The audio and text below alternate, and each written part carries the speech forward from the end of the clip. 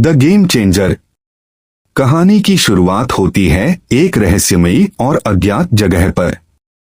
एक युवा व्यक्ति जिसका नाम है आदित्य एक अंधेरी और बंद जगह में बेहोश पड़ा है। जैसे ही उसकी आंखें खुलती हैं, वह खुद को एक अजीब सी जगह पर पाता है जहां चारों ओर अंधेरा और सन्नाटा है। उसके दिमाग में सवालों का तूफान उठता है, वह यहां कैसे आया? यह जगह क्या है? वह किस मुसीबत में फंसा हुआ है? आदित्य एक सामान्य और सफल जीवन जीने वाला व्यक्ति था। वह एक सॉफ्टवेयर इंजीनियर है जो एक नामी कंपनी में काम करता है। उसकी जिंदगी में सब कुछ ठीक चल रहा था, अच्छा करियर, प्यारी गर्लफ्रेंड रिया और प्यारे दोस्त। लेकिन अचानक से उसकी जिंदगी में एक ऐसा मोड़ आता है जो उसकी पूरी दुनिया को हिलाकर रख देता है। एक दिन आदित्य को एक अज्ञात नंबर से कॉल आता है। उस कॉल पर एक गहरी और खौफनाक आवाज में कोई उसे धमकी देता है, तुम्हारी जिंदगी अब तुम्हारे हाथ में नहीं है। खेल शुरू हो चुका है और तुम इसमें सिर्फ एक मोहरा हो। आदित्य इस कॉल को नजरअंदाज करने की कोशिश करता है, लेकिन धीरे धीरे अजीब घटनाएं होने लगती हैं।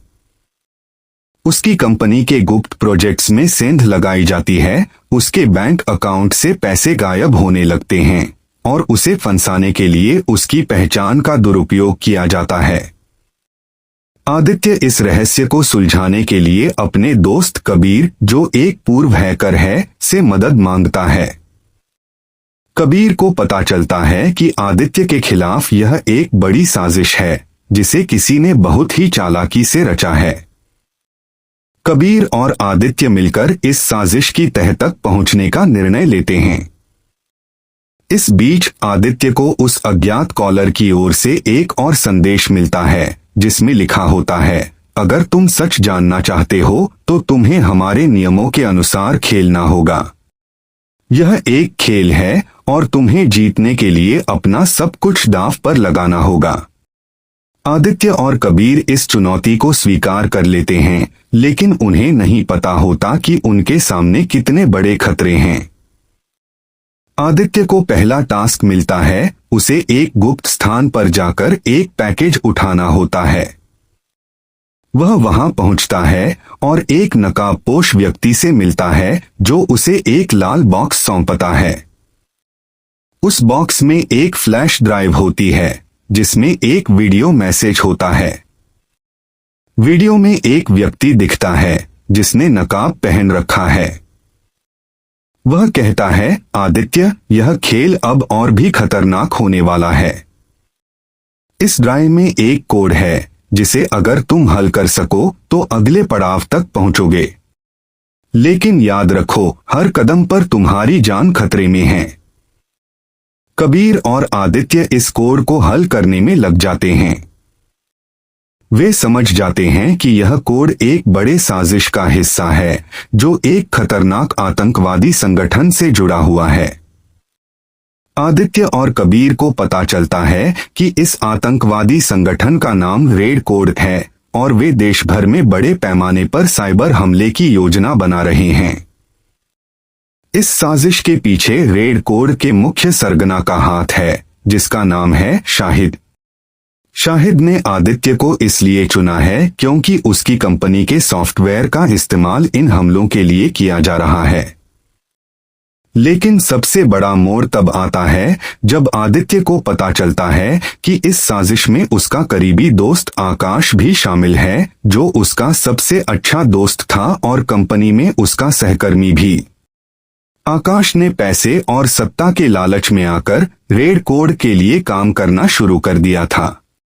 उसने आदित्य को इस खेल में इसलिए फंसाया ताकि वह खुद को सुरक्षित रख सके और सारे इल्जाम आदित्य पर डाल सके। आदित्य को एक और टास्क मिलता है जिसमें उसे एक महत्वपूर्ण व्यक्ति की हत्या करने का आदेश दिया जाता है। लेकिन जब वह उस व्यक्ति के पास पहुंचता है तो उसे पता चलता है कि वह व्यक्ति कोई और नहीं बल्कि रिया का पिता है, जो एक वरिष्ठ सरकारी अधिकारी हैं। यह मोड़ आदित्य के लिए सबसे बड़ा झटका होता है। वह तय करता है कि वह इस खेल को यहीं खत्म करेगा और रेड कोड का पर्दाफाश करेगा। वह रिया और उसके पिता को सारी सच्चाई बताता है और उनसे मदद मांगता है।